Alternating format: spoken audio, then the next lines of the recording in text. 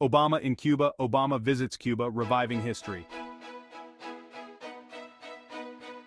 Hey everyone, lovers of joy, tasty music, and that unique Cuban rhythm.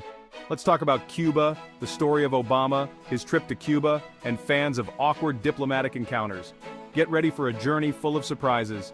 Join me as we go back to 2016 when Barack Obama was still warming up the presidential seat and probably looking for his passport while refreshing his memory on his plans to earn a place in history. An indelible mark perhaps, with good intentions but only helped strengthen the dictatorship while they laughed at him. This was the year an American president decided to dust off his Spanish phrasebook and take a trip to Cuba. Yes, seriously, this was a big deal. A real Nixon-goes-to-China moment, only with less ping-pong and more salsa. And maybe a little mojito. For over half a century, the United States and Cuba had been locked in a Cold War standoff, like two neighbors who don't talk because of a misunderstanding at a barbecue. But then came Obama, riding a wave of hope and imaginary change, and with a little bit of style, too.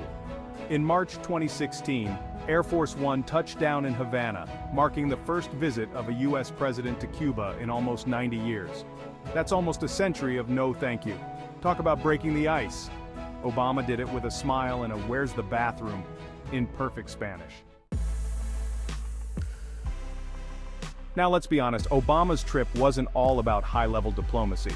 The man had to do some sightseeing, right? And believe me, Havana is a city that begs to be explored. Imagine strolling through Old Havana, a UNESCO World Heritage Site that's like stepping back in time. Cobblestone streets, vintage cars, and buildings painted in every shade imaginable. It's a feast for the senses.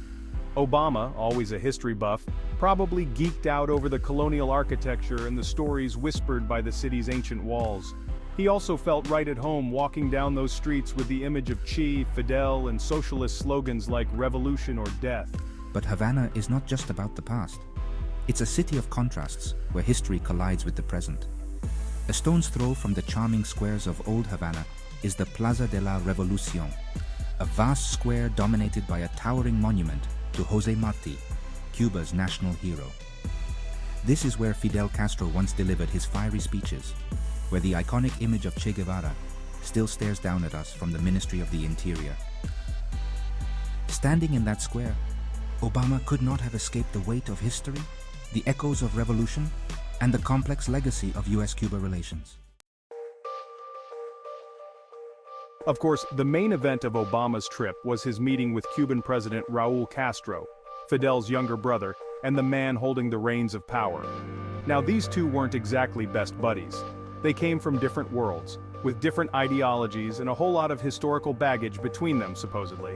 But hey, even sworn enemies can share a handshake, a kiss, and maybe a cup of Cuban coffee, in the name of diplomacy. The two leaders met at the Palace of the Revolution, a pretty imposing name for a government building, don't you think? They talked about all the usual diplomatic stuff, trade, human rights, the fight against terrorism. But the real breakthrough was simply the fact that they were talking, and Obama was taking notes of all of Raúl's requests, such as the cancellation of the original 1966 Cuban Adjustment Act, a cancellation law that he signed the day before ending his term. This was a far cry from the days when the US and Cuba didn't even share a phone line. Obama wasn't just there to chat with politicians. He also came bearing gifts, economic ones, that is. He knew that if he really wanted to thaw relations with Cuba, he needed to sweeten the deal for both sides. So he brought along a delegation of American business leaders eager to explore the untapped potential of the Cuban market. Now, Cuba wasn't exactly known for its thriving business environment. Decades of communist rule had left its economy a little, shall we say, stuck in the past.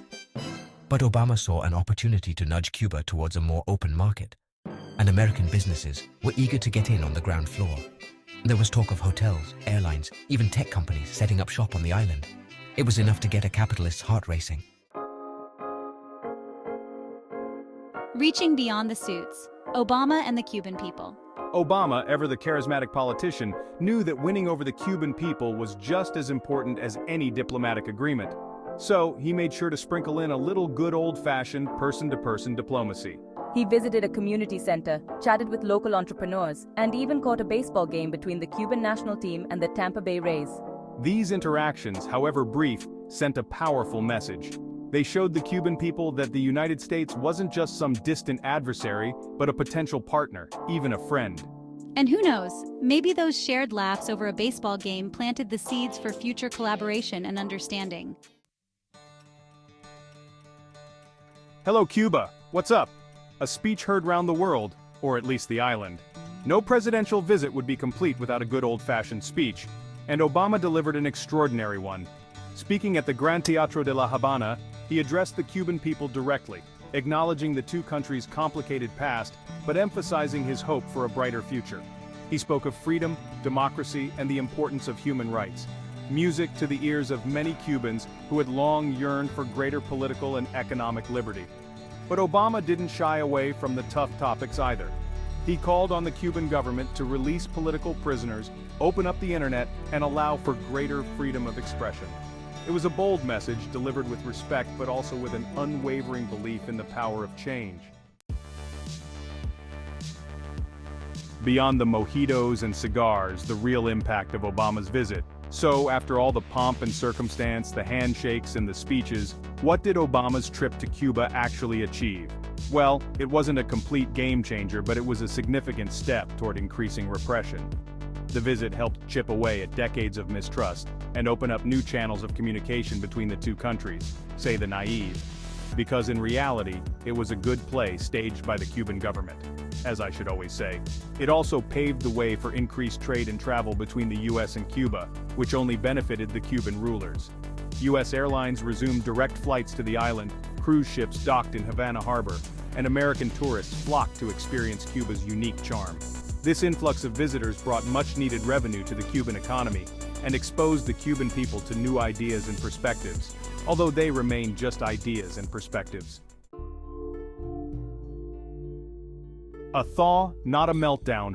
The long road ahead for US-Cuba relations. Now, let's not get ahead of ourselves.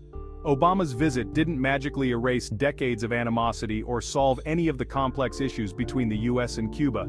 The embargo remained in place. Concerns about human rights persisted, and the Cuban government continued to maintain a tight grip on power. But Obama's trip did something perhaps even more important. It planted a seed of hope from which hope never grew. It showed that dialogue was possible even if it was a penny. That change was within the reach of the Castros, and that a different kind of relationship between the United States and Cuba was conceivable. So, was it all just a photo op? The legacy of Obama's Cuban adventure. So, was Obama's trip to Cuba just a glorified photo op? A chance to score some easy political points? Well, like most things in international relations, it's complicated. There's no doubt the visit held symbolic importance, a way of signaling a new era in US-Cuba relations. But it also had tangible results, opening up economic opportunities, fostering cultural exchange, and giving hope to those who longed for a more democratic and prosperous Cuba. Because it is necessary to justify Obama's heroism. Only time will tell what the ultimate legacy of Obama's Cuban adventure will be. But one thing's for sure. It was a historic moment. A reminder that even the most deeply rooted rivalries can thaw, and that sometimes all it takes is a little hope and a lot of Cuban coffee. The best thing about this is that no disappointment will be able to erase the joy from the Cuban face.